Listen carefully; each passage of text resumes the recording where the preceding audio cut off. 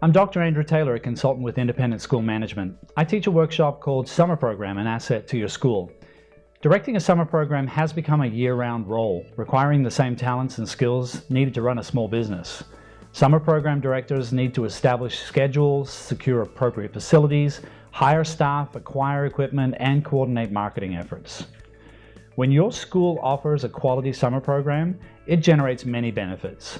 It's a valuable service to current parents, it brings prospective students on campus, and provides supplemental employment for your school's faculty. Additionally, summer offers the time and the space to consider innovative academic programs, and importantly, it gives children additional valuable learning experiences. In this workshop, we will explore the importance of defining the why of your summer program and learn how to evaluate current programs.